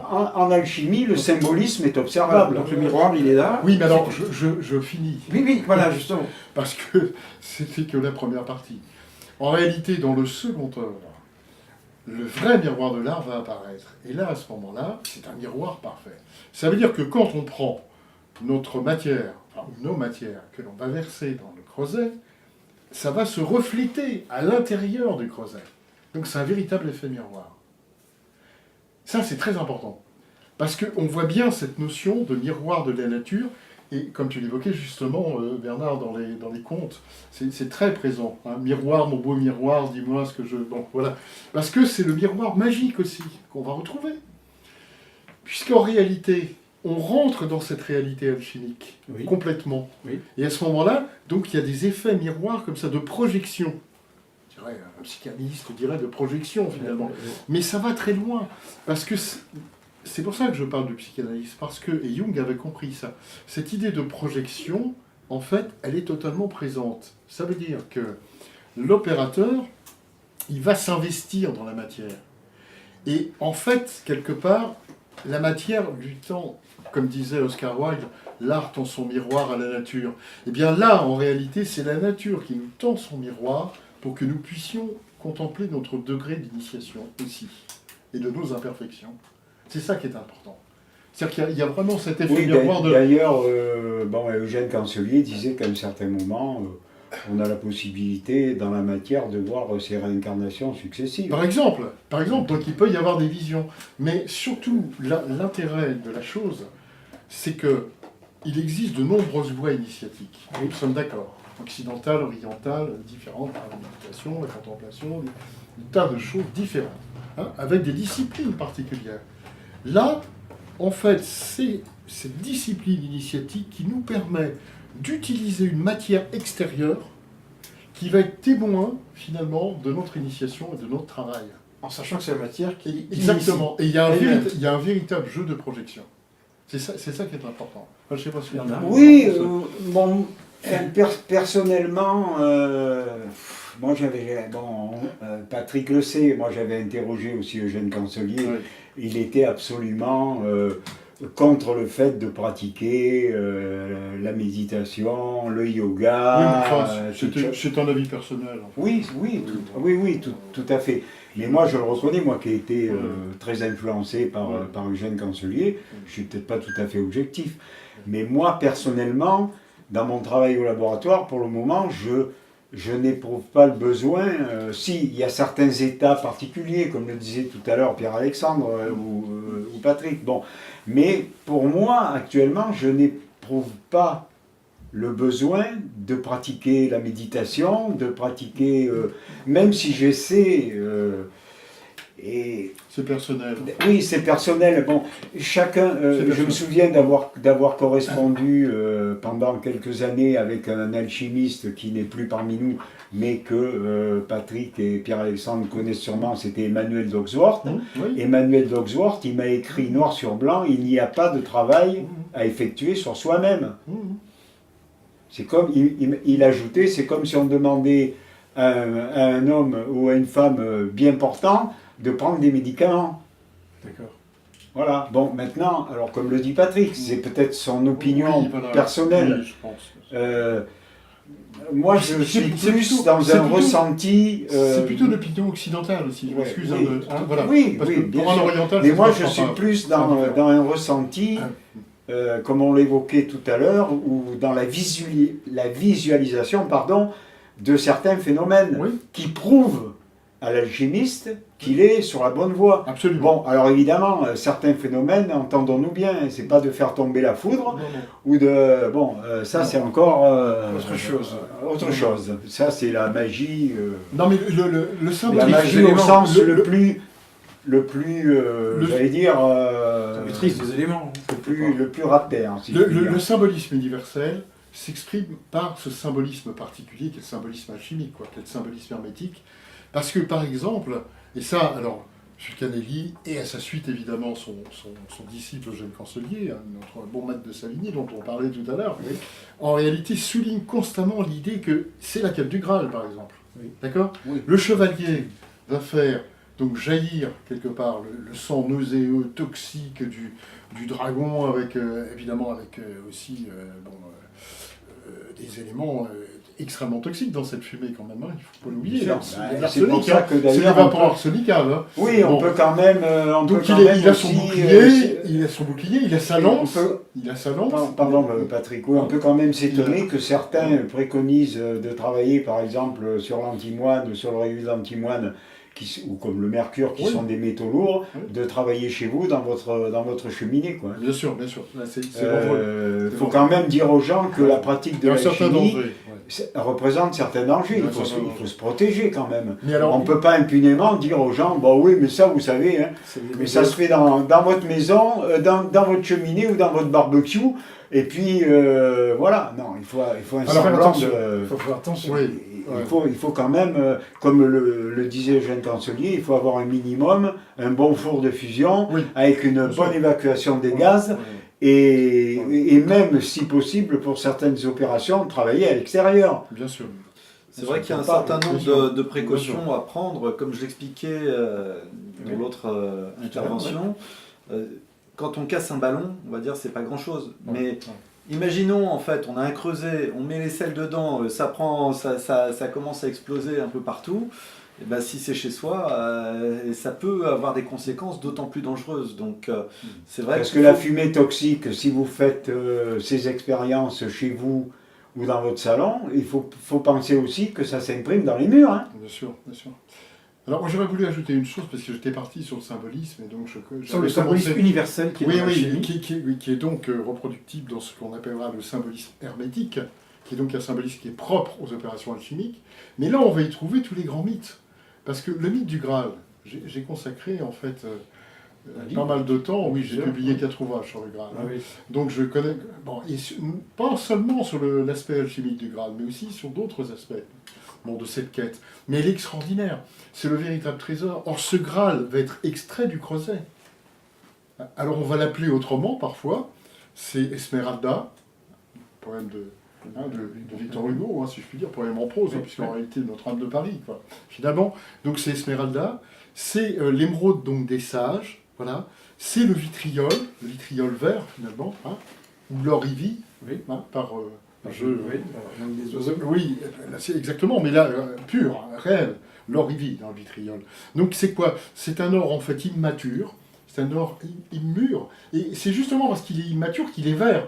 Parce que s'il était mûr, il ne serait pas vert, il serait rouge. Et puis, il n'y Et aurait pas c'est- rien à faire. Mais ce sera le lion vert, vous comprenez? Et ce lion vert, en fait, si on perce son cœur, il va libérer un sang, qui sera donc le sang du lion vert. Et le sang du lion vert donnera naissance à quoi? Je vous le donne en mille, au lion rouge.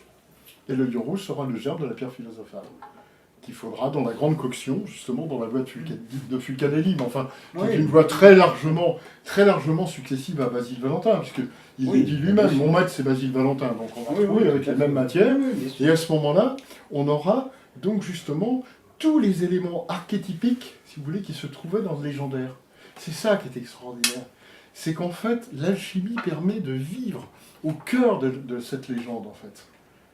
Vous savez, il y a des jeux maintenant, des jeux de rôle. Ouais. Comment, bon, je suis le chevalier, je prends la lance, etc. Mais là, l'alchimiste, lui, bien avant les jeux de rôle, finalement, il accomplit cette œuvre du jeu de Alors- rôle. Parce qu'il est plongé, il va vivre le mythe. Véritablement, le mythe du Graal, le mythe de... J'ai une question. Une question qu'ont Allez. d'autres personnes. Oui. Donc c'est un bonheur d'écouter vos propos, Bernard, Pierre-Alexandre, Patrick, et ça donne l'impression que, eh bien, il suffit de s'y mettre. Ah oui. Il suffit de s'y mettre, Ouais. et ça marche. Ça marche. Et pourquoi y a-t-il si peu d'alchimistes? C'est-à-dire qu'il suffit de s'y mettre. Oui, il faut déjà avoir envie de s'y mettre. Il y a, ça, beaucoup, il y a beaucoup de c'est- spéculatifs. C'est Et, beaucoup de spéculatifs.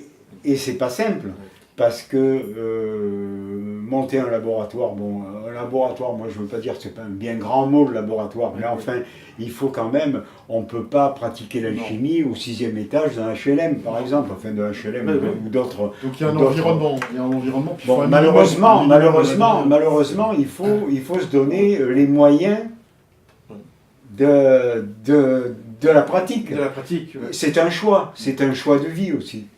C'est-à-dire c'est en fonction, il y a le temporel qui est là. Hein, moi je sais que j'ai fait des choix dans ma vie par rapport à l'alchimie, où j'aurais pu par exemple gagner beaucoup mieux ma vie, mais j'ai préféré rejeter ces choix professionnels parce que j'avais envie de pouvoir travailler au laboratoire et en alchimie beaucoup plus tranquillement. Bon, Maintenant, c'est vrai qu'il faut, il faut s'y mettre et puis essayer malgré tout, malgré le travail, malgré les obligations professionnelles qu'on a, de travailler. Moi, ça m'est arrivé de travailler la nuit jusqu'à 4 heures du matin dans mon laboratoire et après, bon, moi j'avais une profession libérale un peu, bon, mais d'aller travailler quand même. Bon, alors ça, il faut faire l'effort aussi. Hein.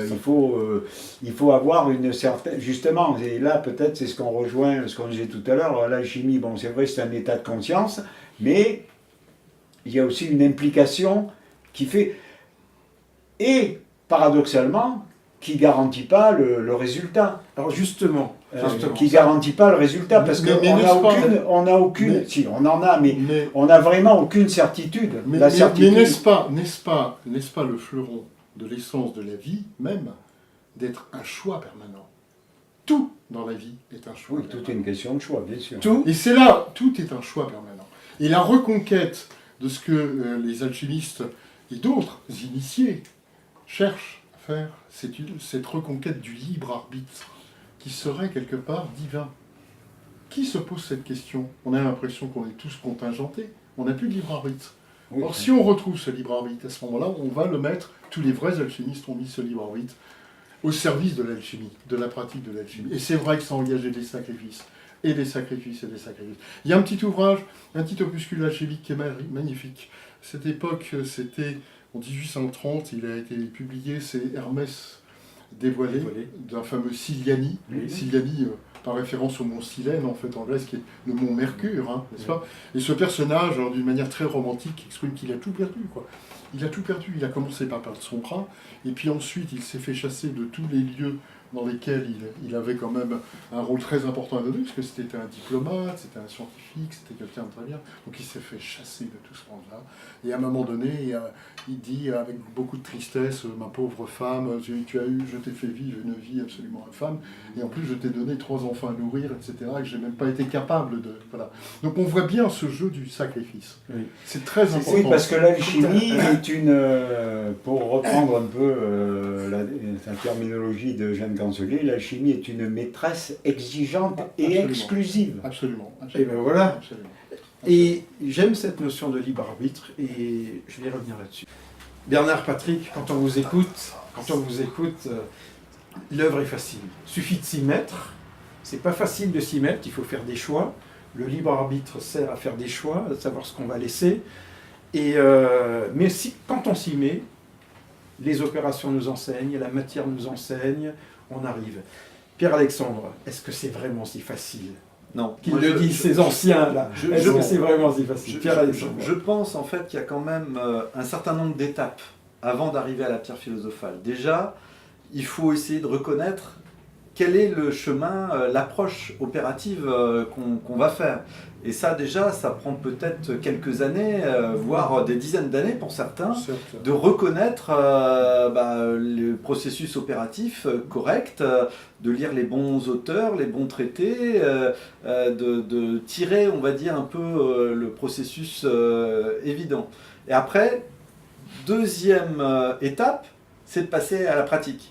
Et effectivement, entre le fait de lire des bouquins et puis de passer à l'opérativité, c'est parfois aussi une étape qui est compliquée pour certains. Il va falloir se développer son labo, dépenser du temps et de l'argent par rapport à ça. Et c'est aussi un investissement qui est important.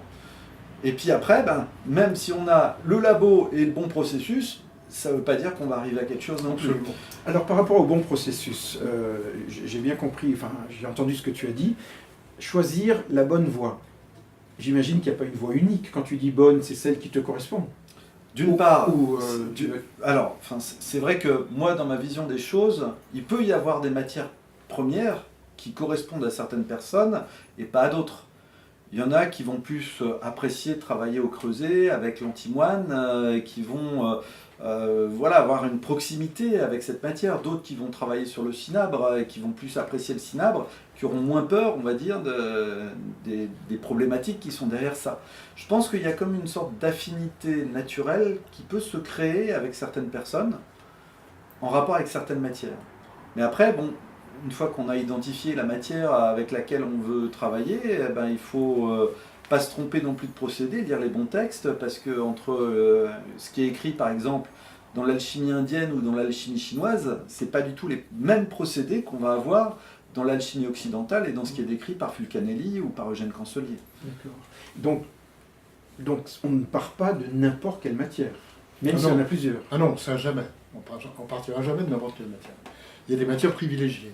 Oui. Hein, pour matières privilégiées, je vais en citer quelques-unes qui me paraissent vraiment essentielles de retenir. C'est effectivement le mercure sous forme de cinabre, hein, donc le sulfure de mercure qu'on appelle le cinabre avec les tantien qu'on va retrouver dans l'alchimie chinoise avec les fameux creusets qui sont représentés aussi dans la voie interne, vous comprenez? Voilà. On appelle ça les champs de cinabre. Les champs de cinabre. Pour dire à quel point ce minerai de mercure est considéré. Bon, par les Chinois. Mais en même temps, on va utiliser l'antimoine. Parfois, certains ont utilisé l'antimoine allié au mercure.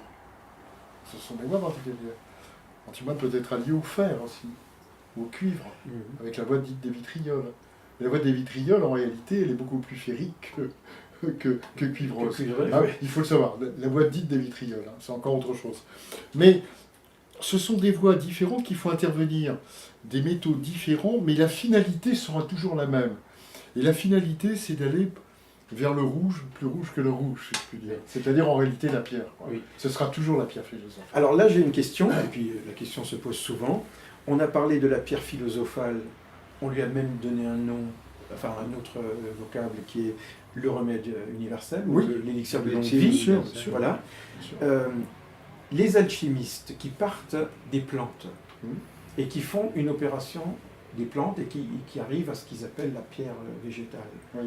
Est-ce que c'est, Bernard, est-ce que c'est le même processus ou est-ce- Oui, en théorie, on peut évidemment rattacher, mais les processus, on va dire, végétaux. Bon. Mais pour moi, ça relève plus de l'aspect chimique. Ce qui est travaillé sur le végétal, mais c'est pas péjoratif. Hein, Non, on peut pour certainement parler de la obtenir distinction. de très bonnes choses, etc. Par contre, je ne suis pas persuadé, mais c'est mon opinion, je ne suis pas persuadé qu'on puisse arriver à la pierre philosophale par le végétal. Ah non, pas du tout. On arrive à la pierre philosophale. D'ailleurs, tous les alchimistes, les classiques, tous les traités anciens le disent, il faut travailler avec le minéral. Bon, maintenant, comme le disait Patrick tout à l'heure, il peut y avoir plusieurs Absolument. voies, plusieurs matières, plusieurs matières Matières premières, mais il y en a quand même une qui est prédestinée, Oui. avec laquelle on peut aller très loin, si ce n'est jusqu'à la pierre philosophale. Et je pense que ce qu'il faut souligner aussi, c'est que quand les alchimistes parlaient du mercure ou de l'antimoine, ils disaient notre mercure, Oui. notre antimoine. D'ailleurs, le Oui, mercure, parce il qu'il a été l'appelait pas. travaillé. Il a été travaillé, en fait. D'ailleurs, le Travaillé. mercure, il l'appelait pas mercure, Non. il l'appelait argent vif. Oui, absolument. Et ensuite, il faut savoir que les matériaux de l'alchimiste ne sont pas ceux du chimiste. Il y a toute une préparation à effectuer avant, sur les matériaux, avant que de commencer l'œuvre. Voilà. Voilà. Ce qu'on appelait les rentes canoniques. Eugène Voilà. Cancelier disait Donc, la canonicité des matières, il faut qu'elles soient canoniques. De même qu'ils utilisaient la même dénomination, quand ils parlaient du soufre, ils disaient notre Notre soufre. souffle. Notre, c'était prise dans l'acceptation de marquer la différence.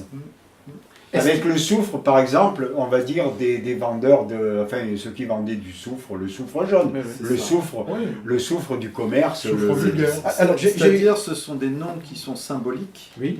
et qui ne représentent pas forcément les matières en tant que telles. Donc, quand l'alchimiste parle du soufre philosophique, Voilà. c'est pas la matière du soufre en tant que telle, mais c'est une matière symbolique. Et ce que j'aimerais rajouter par rapport à ce que dit Pierre-Alexandre, c'est aussi que les alchimistes, lorsqu'ils élaboraient leurs matériaux, si un des matériaux qu'ils avaient élaborés, par exemple, je prends un exemple, avait l'aspect du mercure, C'est-à-dire quand il était fondu, s'il était brillant, etc. Même si c'était pas du mercure, il le nommait mercure. Oui, notre mercure. Voilà. Notre- Si ils avaient, lors du travail, un matériau qui ressemblait à un sel, ou par exemple à l'arsenic, ben, Il l'appelait ça. voilà, il l'appelait notre arsenic. Notre Parce arsenic. qu'il ressemblait à l'arsenic, mais c'était pas de l'arsenic. Alors j'en profite pour poser une question. Ce vas-y, qui créait d'ailleurs la je vais poser une question. confusion J'aurais voulu. au niveau des interprétations. Parce Ah bah, que si on oui. interprétait d'une manière, j'allais dire, littérale, Oui, ça marchait pas. Ça marchait pas. Je voulais revenir Non. sur cette partie végétale qui était évoquée tout à l'heure. Oui, effectivement, Alors- parce que c'est une voix quand même. Non, mais parce que Oui. nous avons des fois des preuves par 9 Allons-y. qui ne souffrent plus aucune contradiction. Allons-y. La preuve par 9 dans l'œuvre végétale, elle est évidente. La pierre végétale, en réalité, là je ne vais pas me faire que des amis dans ce que je veux dire, C'est mais ouvert. c'est plus une allégorie, c'est plus un symbole, c'est intéressant, certes, ça donne un petit résultat, c'est surtout que ça nous a permis de passer du végétal au minéral. En fait, nous avons réalisé une sorte de, comment dire, j'allais parler d'aloès parce que c'est une sorte de résine finalement qui contient beaucoup de soufre, qui contient beaucoup d'huile, le tout est condensé et c'est intéressant, mais il n'y a pas de projection avec la pierre végétale. C'est une erreur. Cette projection qui est évoquée n'est qu'une allégorie. C'est juste l'idée d'avoir parfait le bois végétal jusqu'au minéral. D'accord. Mais en revanche, il existe un trésor dans la voie végétale. Et ce trésor a été mis en évidence par un alchimiste qui s'appelle Urbigère, le baron Urbigerius, et qui a donc écrit un petit traité extraordinaire pour tirer alors une matière végétale qui, elle, va réellement opérer une transmutation. Ça s'appelle le circulatum minus d'Urbigère. Vous avez noté minus, donc petit. Oui. Et la voie métallique, minérale, qui serait le grand œuvre, là, Oui. c'est le circulatum majus. Ah, juste, ouais. Donc vous voyez bien que c'est pas la même chose. Hein, le grand circulé, finalement, pour la pierre philosophale, qui réalisera la transmutation, et le petit circulé pour la voie végétale, qui réalisera une petite transmutation. C'est un véritable trésor, cette histoire. Hein. D'ailleurs, on l'a développé dans les séminaires que j'effectue, pratiques, et on a un résultat extraordinaire. C'est ce qu'on appelle d'ailleurs, alors c'est paradoxal, hein, justement, à contrario de la pierre végétale, on l'appelle la pierre végétale liquide. C'est assez amusant, parce qu'en réalité, la substance est liquide. En fait, nous avons trouvé un solvant par un travail considérable, en fait, sur le soufre fixe et le soufre non fixe d'une plante et du copaillé, enfin bon, c'est toute une histoire, hein, qui va nous donner, en fait, la possibilité d'extraire la quintessence d'une plante immédiatement, plongée dans ce liquide. Plongé dans ce liquide, Oui. on en tire la quintessence. Tout de immédiate. suite, vous mettez une feuille de menthe, par exemple, dans ce solvant, Oui. hein, et dans le quart d'heure qui suit, à froid, hein, et dans de l'eau, bien entendu, vous allez avoir la remontée, en fait, des parties quintessentielles de la menthe. Et vous n'aurez plus qu'à les recueillir, et là, vous aurez l'équivalent d'un élixir de premier ou de deuxième degré sur le plan végétal qui est extraordinaire. Et Donc c'est voilà. comme une sorte de Eh transmutation. ben, et comment Oui. Et On comment peut obtenir, ben non, mais je suis tout à fait d'accord avec ce que vient de dire Patrick, on peut obtenir de très bons résultats Ah oui, et des choses vraiment ouais, très très intéressantes en travaillant sur le végétal. absolument. Bien évidemment. Moi, c'est un domaine que je ne connais pas très bien parce que, C'est notre comme voie. je disais tout à l'heure, il a fallu faire un choix et je pouvais pas j'avais pas le temps matériel de pouvoir justement Vous êtes travailler. consacré au Sinon, je grand pense œuvre. que je l'aurais fait aussi, mais je me suis moi Vous uniquement êtes concentré consacré. au grand œuvre. Voilà, Voilà, absolument. Voilà, mon objectif, c'est oui, juste Oui, la voilà, pierre, des choix. la pierre, Alors la qu'il y a pierre, des applications parallèles ou des découvertes intéressantes à Oui. faire justement sur le Bien sûr. végétal, avec la spagyrie. Et C'est-à-dire d'ailleurs, Fulcanelli, une seconde, je vais Vas-y. terminer. Fulcanelli a une phrase superbe, étant les demeures philosophales. Il dit, en fait, l'alchimie est une science. Donc, si on considère que c'est une science, donc elle est capable, en fait, d'évolutions multiples, d'applications multiples dans des domaines différents. C'est intéressant comme idée. Oui. C'est une science. Donc ça veut dire que rien n'est fermé. Et en plus, c'est un scientifique qui le dit, doublé d'un grand alchimiste, puisque c'est Fulcanelli. Tout à fait. Je m'excuse, Oui, oui. l'opération.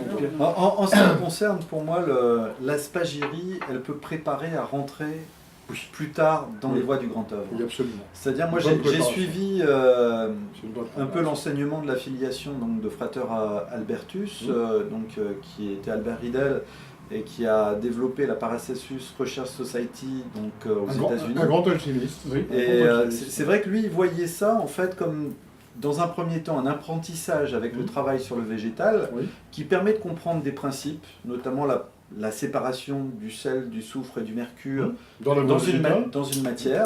Mhm. Et après, en fait, pourquoi pas, on va dire, d'interpréter ou de réadapter cette séparation, mais dans la voie métallique. Voilà. Et de pouvoir, à nouveau, utiliser des métaux, faire une séparation avec le sel, le soufre et le mercure des métaux, les purifier et les réintégrer exactement comme pour la voie végétale. Donc, dans cette approche-là, on va dire, la voie végétale, c'est une voie de préparation. Et enfin, moi qui ai beaucoup étudié aussi Basile Valentin, il me semble que chez Basile Valentin, il entrevoyait une sorte d'enseignement sur la pratique alchimique, où effectivement l'approche végétale pourrait être un premier pas au laboratoire. C'est pas compliqué de calciner des sels, de calciner des choses, ce sont pas des matières dangereuses, et ça peut être aussi des opérations qu'on peut retrouver à différents moments, quand on va calciner le caput mortuum par exemple, des choses simples en fait qu'on peut retrouver par la suite dans la voie alchimique en tant que telle. Sans oublier une chose que tu n'as pas mentionné, mais ça faisait partie de ce que tu évoquais. En fait, c'est le minéral. C'est-à-dire qu'il y a la voie végétale, Oui. il y a la voie minérale Oui. et la voie métallique. Métallique. Voilà. Ouais. Et le minéral, c'est travailler sur les esprits même, dit Fulcanelli. Parce que seuls les sels sont capables de corporifier l'esprit. L'esprit, c'est-à-dire l'énergie. En fait. Oui, oui, oui. D'où l'idée, justement, de travailler, par exemple, sur les sels de rosée. Voilà, les sels travaillés avec la rosée. Et un qui La est rosée, directement moi- issu de la rosée, le premier. Alors, Voilà. Bernard Larosé. Ah, moi, non, là, enfin, je l'ai fait, j'ai travaillé beaucoup avec la rosée, parce que... Mais moi, je pense aussi qu'il y a, pour revenir un petit peu, mais je vais revenir là à la question, mais un petit peu en arrière, il y a aussi tout un apprentissage qui doit se faire. C'est-à-dire qu'au début, sur des travaux, il ne faut pas se leurrer. On fait de la métallurgie, ou on fait de la chimie Oui. du XVIIe ou du XVIe, Oui, on ne fait oui. pas d'alchimie. Oui, tout en sachant qu'on garde les scories. Hein. Voilà, parce que Oui, bien sûr. le métallurgiste rejettera les scories, alors que l'alchimiste va les garder, les Oui, faire bien évoluer. sûr. Hein, Mais les je veux scories dire, sont là dans- aussi, il y a tout un apprentissage, Oui. et on peut rester bloqué de nombreuses années justement, sur certaines interprétations de textes, notamment, évidemment, les textes anciens, mais même aussi sur les textes d'Eugène Cancelier. Mon sentiment, c'est que Eugène Cancelier, il a écrit comme ses prédécesseurs, et comme Fulcanelli, et comme Tous les anciens. auteurs de traités anciens. Il a crypté ces textes, et il ne faut surtout pas, à mon avis, bien que j'ai fait l'erreur, ce que je considère comme une erreur, de ma part, de l'interpréter trop littéralement. Alors, pour ce qui concerne la rosée, pour ma part, à l'heure actuelle de l'avancement de mes travaux, je suis vraiment plus persuadé qu'il faille utiliser la rosée dans l'œuvre. Alors, c'est un Je ne serais pari, peut-être pas d'accord avec... c'est un pari que avec- je lance. Voilà. Voilà. Il faut qu'on se retrouve au laboratoire, Oui, car c'est un des tout premiers travaux que j'ai effectués. oui, moi aussi. Et- non, mais qui m'a donné satisfaction tout de suite. Parce Oui, que je l'ai oui, obtenu dans bien la sûr. quantité et de la qualité qu'il évoquait. Et au feu, quand il dit de prendre le 15e du premier sel, il ne réagit pas du tout comme lorsqu'on fait une fusion Oui, classique. oui. Bon, maintenant... Et il est très important. Non, mais c'est très Non, non, important. mais oui, si je puis me comprends. permettre, hein, parce que non, là, non, c'est une mais- petite différence quand même. On qui- est sur une... qui Oui, est important. oui, parce que C'est même... que oui. ce sel va évoluer, va nous donner le Graal que j'évoquais tout à l'heure, donc la fameuse émeraude, Esmeralda. Oui. Bon, et ce Graal, ce lion vert, lui donnera le lion rouge. Mais c'est là-dessus que se trouve, c'est là-dedans que se trouve toute la puissance justement de l'élixir, du grand élixir, qui sera thérapeutique et énergétique. Voilà, je suis d'accord. Moi, c'est là où je suis Allez, en on va- contradiction. On se retrouvera au laboratoire. Oui, c'est On se sur retrouvera au la laboratoire. méthode. On se retrouvera. C'est-à-dire, même Cancelier a dit, Oui. alors je ne me souviens plus si c'est dans la réédition des deux logies alchimiques ou si c'est dans le Mutus Liber, il préconise de prendre la rosée, et 2 pages après, il dit le contraire. Oui, mais ça, c'est classique, ça. Voilà. Non, mais c'est classique, mais, Oui, bon, Mais quand même, il le dit. il le dit. Oui, il mais, le dit. non, mais il y a quand Et- même une chose. Et on retrouve aussi dans les textes anciens, alors là Oui. je ne me souviens plus parce que je n'ai pas la référence en tête, où en parlant de la rosée, c'est un auteur, Oui, bon, mais- ça m'échappe, très connu, qui dit « Si vous entendez bien de quelle rosée Oui, je il veux s'agit- parler ». Oui. Alors moi je Oui. pense qu'ils ont parlé aussi, Oui. d'un point de vue plus pratique, Oui. de la rosée par analogie. Par analogie au travail, par analogie au vitriol qui a la couleur verte, parce que Parfois, oui. Parfois, oui. Mais pas dans la fameuse voie que nous évoquons. Là, il y a un point de divergence entre il y a un nous. point de divergence. Oui, parce je que- reconnais. Parce Non, que, parce que bon, en moi, fait, le mutus liber, oui, je le dis toujours, le mutus liber, qui veut dire le livre muet de l'alchimie, il n'y a que des planches. Donc il faut remettre dans l'ordre. Et je dis toujours que le bon maître de Savigny, donc le bon maître de Savigny, c'est-à-dire Eugène Cancelier, a su rendre parlant par ses précieux commentaires. ça, J'ai- ça, je suis d'accord Non, non, mais- avec toi, bien sûr. Non, mais parce que on récupère les 3 sels d'ailleurs, non seulement les 2 premiers sels, mais le 3e aussi, qui sera issu du bain du second, et du premier d'ailleurs, en partie. Oui. L'histoire du Vulcain lunatique, c'est extrêmement important. Je m'excuse, nous rentrons dans la technique. Et là, on est dans la Là, on mais est c'est dans la très technique. important. Mais C'est je quelque pense, chose qui est très important parce je que pense, il y a la canonicité. oui, Je oui, dois dire que oui, là, oui, oui. quand j'ai réussi ça, je Oui. me suis dit, j'ai bien fait de croire en Eugène Cancelier, puisque c'est grâce à lui, et sans ses précieux commentaires, j'y serais Oui. pas parvenu. Mais moi, Mais ça marchait exactement comme il l'avait décrit. Oui. Alors, Mais- mais les deux commentaires, Bernard et Patrick, ne s'excluent pas, puisque Non, non, non, Non, ce que tu as dit non, dans bien la sûr. voie dans laquelle Bien tu es sûr. aujourd'hui, Non, puis moi, dans d'autres mes- voies, Bernard a raison, parce que dans mes d'autres voies, propres, la rosée, elle est purement symbolique. mes oui, propres il a raison, travaux, il a raison. Ne justifie je ne vais plus pas aujourd'hui. entrer Ouais, non ouais. plus trop Ouais. dans les détails, mais Ouais. mes propres travaux aujourd'hui, me prouvent qu'on Ouais. peut obtenir Oui, un oui. vitriol, Oui, je sais, je sais. qu'on peut Métallurgique, obtenir un métallurgique. vitriol Métallurgique. autrement Oui. qu'en travaillant Oui. avec de rosée. Oui, mais alors, la est-ce rosée. qu'il a les mêmes qualités, c'est ça? Est-ce qu'il a les mêmes qualités énergétiques que l'autre? C'est ça la grande question. Oui. Parce que c'est là où on se pose la question de la canonicité, justement. Oui, tout à fait. Voilà. Oui. C'est Oui, c'est oui. là. Oui, Mais oui, il oui. faut venir. Oui, oui, on oui, oui. le France. Mais Et on fait ça donc, au printemps non, prochain. On mais va encore l'organiser. je pense que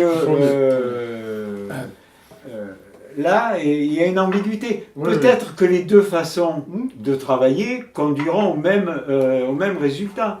Parce que ou pas, ou euh, à d'autres résultats. bon, là, on entre aussi sur Non, mais il y a un problème. dans des considérations plus techniques. Oui. Par exemple, le feu secret dont nous parlent les alchimistes. Bon, j'ai changé d'avis, j'ai changé ma façon de travailler, parce que pour moi, maintenant, le feu secret, c'est pas une addition de nitrate de potasse, c'est Non. du tartrate de potasse. Non, non, non, non. Non, c'est pas ça. Non, c'est pas ça le Non, feu c'est secret. pas ça, on est Voilà, bien d'accord. on est bien Non, d'accord. non, on est bien Bon, d'accord. le feu secret, bon. On est bien d'accord. Alors, je dis pas qu'il ne faille pas, utiliser du tartre et du nitrate de potasse, Oui. mais pour moi, Non. c'est en hors d'œuvre. Mais oui. C'est-à-dire, c'est ce qui sert à Oui. préparer, À préparer l'œuvre. la matière Oui. pour l'avoir pure, Oui. et après, bon. Mais le feu secret, c'est... Non, mais d'ailleurs, l'idée même de feu secret. Bon, le comte de Saint-Germain, par exemple, l'évoquera. Hein, il dira, en fait, c'est quoi le feu secret? Le feu secret, c'est surtout pas le feu externe, c'est le feu interne que l'on va réveiller dans la matière. Un peu comme on va réveiller le dragon, en fait, hein, ou le volcan. En fait, c'est ça, avant qu'il rentre en éruption. Non, mais là, on est parfaitement d'accord sur cette histoire. Non, c'est simplement l'histoire du 15e par rapport au premier sel, etc., et le second, et comment le 3e devient canonique. Parce que quand ces sels sont canoniques, une fois qu'ils ont été testés, par exemple, par des radiesthésistes ou par des gens qui travaillent avec les antennes de l'échelle, Oui, oui. etc., ils voient une nette différence de vibration. Donc c'est pour ça que c'est intéressant. Moi, C'est je pense... intéressant. L'opération métallurgique se passera. Non, mais je suis tout On à fait d'accord. on aura un Graal, on aura un Graal mais moi, métallurgique. mais moi, par je exemple. pense qu'on Mais peut... l'élixir, Je voilà, pense le qu'on livre peut, vert, le livre vert. qu'on peut Capter le Convent- feu voilà. secret. Voilà. Capter le feu secret autrement. Autrement qu'à Autrement. travers la Euh, rosée. Oui, Ouais. oui, mais il n'empêche Voilà. que si la rosée est un viatique, c'est un Ah ben, viatique aussi. Voilà. Je pense, Pourquoi pas. je pense. Mais je C'est suis vrai d'accord, que hein, je c'est- suis d'accord. C'est vrai que certaines complètement voix d'accord, c'est complètement excluent quand même le. Bon, alors peut-être- Mais le là, on est message d'accord. rosé. Ah, mais là, non, mais d'accord. Mais c'est parce qu'on faisait référence à la loi de que... Fulcanelli. Oui, oui, bien sûr. Où la peut-être. rosée est présente. Et Oui, quand, oui, je oui, parlais, oui. quand je parlais du discours de Fulcanelli, quand il disait, en fait, l'esprit est corporifié, parce qu'on dit bien qu'il faut corporifier les esprits et spiritualiser les corps. Ça, c'est encore un aphorisme alchimique, hein, un axiome alchimique. Et donc, dans cette idée, il dit les esprits métalliques. Alors, il explique qu'est-ce que c'est les esprits métalliques. Et comme je faisais référence tout à l'heure au minéral, entre le végétal et le métallique, c'est ça. Les esprits métalliques, ils sont localisés dans le minéral, qui lui-même a été énergisé par un travail, justement, avec quoi? Avec l'énergie cosmique, le Spiritus Mundi, hein, qu'on voit abondamment descendre dans les planches alchimiques, qui est la rosée. Quoi. Voilà. C'est ça l'idée. Mais ça va plus loin, Bernard, si je puis me permettre. Hein, Oui, oui. j'arrêterai sur ce thème. Non, Mais, non, ça, non, ça me paraît très important de souligner qu'il y a même peut-être autre chose dans cette idée. Alors là, je vais devenir encore plus hétérodoxe, si je puis dire, hein, ou paradoxal, c'est que c'est peut-être une idée de panachage. C'est-à-dire qu'en fait, il y a le plus pur, et quand on n'a pas le plus pur, alors on a le technique qui vient de soutenir. Parce qu'il y a un problème de quantité. Il y a aussi Oui, un bien problème de sûr. quantité qui se pose pour la chimie. Ah, bah oui, ça c'est comme une recette de cuisine. Ben oui. Hein, Oui, s'il bien sûr. manque de la farine ou s'il il en faut quoi. Donc là, le problème, c'est que la farine est en sel, justement. Si nous n'en avons pas assez, on va peut-être joindre un petit peu de technique, qui lui n'aura pas été travaillé, etc. Ou aura été travaillé différemment. Et donc à ce moment-là, on a une sorte de panachage. Non, mais, Mais c'est bien sûr, intéressant non, au mais la niveau- notion au du niveau 15e, vibratoire la Et notion du énergétique, 15e, il faut voir les différences. la notion du 15e dont parle Patrick, c'est vrai, elle est importante. Oui, oui. Mais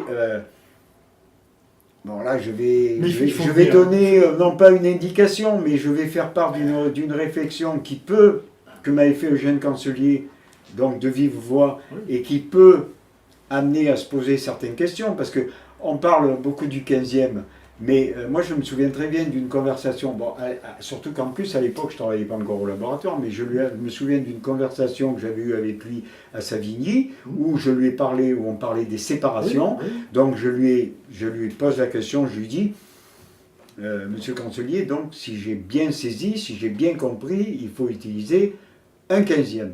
Oh, il me regarde, il me dit, oh, vous pouvez aller jusqu'au 5e. Oui, parce que tu dépends justement s'il a panaché ou pas. C'est ça l'histoire. Oui. Parce que la réaction se fera quand même. Mais on est dans un monde maintenant où Oui. justement on parlait du super lumineux C'est tout vrai. à l'heure. Donc les vibrations, les énergies, C'est c'est vrai que le important. cinquième est plus facile. C'est important. En Et, sel. et l'idée est de voir des différences qui sont mises justement en évidence sur ce plan énergétique. Et c'est pour ça. Non, mais là, ce qui serait bien, c'est qu'effectivement qu'on partage. Alors, vous vous- veniez me voir avec toute l'équipe, avec Pierre-Alexandre, il a l'habitude aussi, et que vous voyez comment on le fait, justement, directement par référence au Vitus Liber. Et Oui, mais ensuite, je on dis verra pas le que c'est résultat. une On verra le impossibilité, résultat. hein, Le résultat est très intéressant. Mais Parce que le Vitus Liber, c'est vraiment le livre des sels. hein. Alors, C'est le livre- oui, mais bien, oui. Oui, Ça peut-être qu'il y a aussi ça mérite- une autre possibilité Oui, oui. de travailler Absolument. et qui donne des résultats similaires. Mais- Oui, voilà, moi c'est ce que je pense. Là, je Bon, ne parce suis que, pas, je n'y suis pas opposé, hein, Ouais. puisque de toute façon, il y a d'autres voies, on n'utilise pas la Tout à rose. fait. Alors, Tout à fait. peut-être que Je suis pas opposé. j'ai raté quelque chose dans... Parce que j'ai beaucoup travaillé sur la rosée, mais évidemment, bon, il y a plusieurs paramètres qui entrent en ligne de compte, Ouais. mais j'ai pas eu les résultats Alors, que j'escomptais avec la rosée. alors, faut Donc je venir- me suis dit, il doit y avoir faut quelque venir chose me d'autre. voir. Faut venir me voir, faut venir me Laissons- voir avec... On fera un Laissons, truc, hein. laissons la rosée et on y reviendra quand vous Ouais. aurez bossé ensemble Ouais, sur la ouais. rosée. Et puis on pourra aussi faire une émission avec les personnes qui sont intéressées Absolument. sur le feu secret. Que Oui. tu- que tu Bah, le abordes. feu secret, Le feu- c'est ce problème en fait. C'est Mais- justement et ce problème on fera des une- sels. on fera une Une émission prochaine spéciale. émission avec, On fera une émission spéciale Ça risque sur le d'être, feu secret, le feu cosmique. On risque d'être très embêtant. Le feu parce qu'on pourra secret pas est parler en sacré, clair. et Et sacré. sacré. Et on parlera de Bon, ces oui, éléments. non, parce que enfin, c'est- moi, on Parce pourra que, pas parce que parler en pour un clair. Indien, par non, exemple, non, mais on parlera pour un comme hindou, on voudra. hein. pour un hindou, ce feu secret, c'est le feu sacré, c'est le feu d'Agni. Garde-le. C'est le dieu Agni. Garde-le pour Le les dieu pour les- Non, mais bien sûr. Il y a une dernière chose que je voulais évoquer Oui. pour revenir au végétal qui m'est venue à l'esprit tout à l'heure mais que j'ai pas eu le temps Oui. d'évoquer, qui me paraît important. C'est le travail justement des écoles alchimiques indiennes, notamment au sud de l'Inde, à Chidambaram, etc. Bon, c'est des écoles assez fermées, hein, mais qui ont propagé cette tradition en fait du rasayana, c'est-à-dire du travail sur le mercure. En fait, le mercure est fixé par des végétaux. Et donc on utilise en fait les valeurs thérapeutiques en fait, hein, donc des alcaloïdes ou non, qui sont présents dans ces végétaux, des alcaloïdes non toxiques, mais en réalité thérapeutiques, qui vont être fixés par le mercure. Et on fait des petites pilules de mercure. Oh. Oui, mais le mercure, une fois qu'il a tracé, hop, c'est terminé, on l'élimine, hein, on l'élimine réellement. Alors, il y a un certain danger parfois, évidemment, il y a le travail sur le mercure de vie, on pourra en reparler, mais ça me paraissait intéressant. C'est l'alliance, en fait, entre le minéral métallique, Et le mercure, et le végétal. végétal. Voilà, Ouais. c'est tout ce que je... Alors, pour aller vers la fin, La fin- vous êtes enflammé. La fin, Vous êtes enflammé. FIM, Vous ou êtes FIM, les parce deux, que les la deux, soirée les est en deux. train de... Enflammé, vous êtes enthousiasmé, vous êtes enthousiasmant. On a l'impression qu'on va faire un week-end avec vous et boum, là, ça va se faire. Non, ce qui serait bien, ce à quoi je vous invite, peut-être un mot pour partager cette passion qui serait, supposons que quelqu'un regarde cette vidéo et se dit, tiens, ça m'intéresse. Ils m'ont allumé la voie, la recherche de l'alchimie. Un conseil pour un jeune, pour un moins jeune, pour un débutant, pour quelqu'un qui coince dans ses opérations, très court, quelque chose en se disant, tiens. Ah ben, il y a le conseil qui est donné justement dans Mutus Liber, hein. Léguer, labora, ora et invenies. C'est-à-dire travail, lis, hein, tu lis beaucoup, hein, tu pries aussi, hein, et peut-être tu trouveras, quoi. Si, peut-être. Pierre Alexandre. Non, c'est vrai que la lecture, on va dire, des bons auteurs, moi, pour la voix de Eugène Cancelier de Fulcanelli, si on parle de celle-là, moi il y a un livre qui m'a beaucoup apporté, c'est L'alchimie expliquée sur ces textes classiques de Eugène Cancelier. C'est le manuel. Je pense en fait que voilà, la lecture de ce livre peut donner déjà une base en le combinant avec les ouvrages de Fulcanelli et puis les autres ouvrages. Mais voilà, la lecture en fait est au moins de se donner, avant de rentrer dans une opérativité, si on veut aller tout de suite dans le grand œuvre, il faut avoir un esprit clair et savoir clairement le processus. Sinon, il faut se lancer, pourquoi pas, dans la spagyrie pour commencer, et puis après monter les marches petit à petit et se faire son labo, quoi. Alors il est important de préciser quand même que l'alchimie expliquée sur ces textes classiques, paru primitivement aux éditions Jean-Jacques Pauvert, c'est le dernier ouvrage en fait d'Eugène Cancelier. Parce qu'après il n'a fait que le codicile, d'énologie alchimique, il n'a que repris une nouvelle préface, une nouvelle préface en fait, hein, pour ses autres ouvrages. Mais ça, il l'appelait le manuel. Le manuel. Et moi, je me souviens très bien, parce que ce manuel est sorti, j'avais à peine 20 ans, justement, je me suis rué dessus, et évidemment, c'est comme ça que le feu d'alchimie, parce que Eugène Cancelier le dit bien, l'alchimie naîtra en vous, c'est un sacerdoce. L'alchimie n'est pas en vous, c'est un sacerdoce. Et comme le précisait tout à fait à juste titre tout à l'heure Bernard, c'est qu'en fait l'alchimie est une maîtresse exigeante. Et c'est vrai que ça naît, les vocations naissent assez vite. Je parlais de 16 ans, 17 ans, moi 17 ans, suite à un rêve, etc.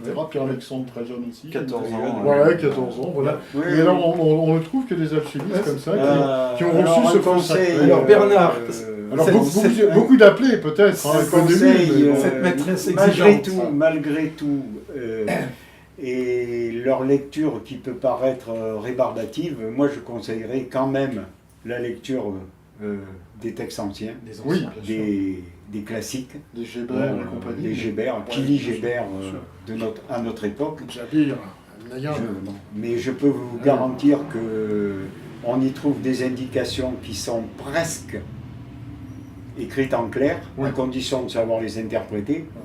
Donc ça, c'est le premier conseil. Après, évidemment, d'aller vers les ouvrages contemporains, et on vient d'en parler de Fulcanelli, de Eugène Cancelier, voire Bernard Roger, qui a écrit un livre merveilleux sur les contes alchimiques il y a une trentaine d'années, bien avant qu'on nous rebatte un peu les oreilles avec ça. Et ensuite, surtout, c'est mon sentiment, je le livre comme conseil, je conseillerais à ceux qui s'intéressent à l'alchimie de se méfier de tout ce qu'on voit actuellement sur Internet, on en a un peu parlé tout à l'heure, des fameux possesseurs de la pierre philosophale qui font tomber la foudre, Ah, qui certes. font des initiations dans les pyramides égyptiennes, etc., qui prétendent être possesseurs de la pierre philosophale, alors que pour moi c'est un mensonge, Bien sûr. qu'ils me prouvent le contraire. Bien sûr, bien sûr. Surtout de se méfier. Bon, évidemment, ça nécessite un certain investissement parce que ces personnages, leur fonds de commerce, c'est je vais tout vous révéler, je vais tout vous dire, ne vous inquiétez pas, je vous donne le processus, vous pouvez travailler dans votre cuisine, etc. Non, c'est pas ça l'alchimie. Eh bien, Bernard. Mais sans... Attends, oui, vas-y. Oui, Non, j'aimerais c'est pas ce que je dis. préciser que, Oui. puisque personne ici n'ose le dire, bon, il faut bien qu'il y en ait un qui ait le culot de le dire. Bon, nous avons tous commis quand même des ouvrages d'alchimie, tous les trois. Je pense qu'il s'agit d'une alchimie revisitée aussi par des contemporains et qui mérite un détour. D'être lu. Donc pourquoi ne pas nous lire aussi? Eh bien- Et je connais aussi des personnages qui sont peu connus dans cette affaire, Ah comme oui, par exemple bien un sûr. certain Pirazel qui a pratiqué la voie de Fulcanelli Oui, avec résultat et qui a trouvé même dans cette voie un raccourci à y apporter.